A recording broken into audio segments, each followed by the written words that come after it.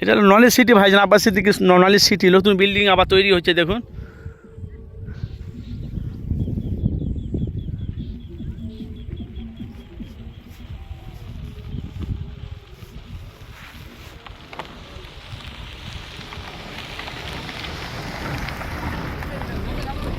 এইসব knowledge city মাঠে সব যাচ্ছে, নলেজ সিটি সব ভাইজান নলেজ সিটি দেখবে। তো বলা বলি কথা ভাইজান যে নলেজ সিটিটা অনেক মানুষেরা তারা বলছে আব্বাস সিদ্দিকী এই নলেজ সিটির মাঠে সব টাকা খেয়ে ফেলেছে, কিন্তু এখন দেখেন নলেজ সিটি একে একে একটার পর একটা তৈরি হচ্ছে। যারা বলেছিল তাদের মুখ কিন্তু বন্ধ হয়ে গেছে বলা বলি কথা ভাইজান।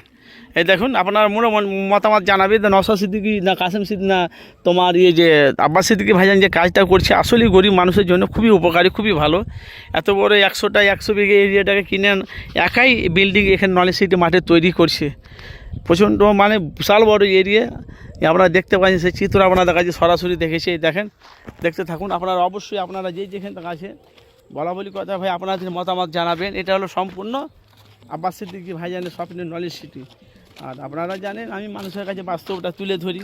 তো ভাই বলা বলি কথা যেখান থেকে আছেন অবশ্যই ভাইজান আপনাদের মূল্যবান আপনারা মতামত জানাবেন। এই দেখুন ভাইজানের নলেজ সিটি। তো আব্বাস সিদ্দিকী ভাইজান পীর আবু বাক্কারের নামে এই নলেজ সিটিটা করেছে। আর গরিব অসহায় দলীয় আদিবাসী যে ধর্ম যে জাতি হোক না সবাই কিন্তু এখানে এসে নলেজ সিটি মাঠের এখানে এসে কিন্তু পড়াশোনা করবে।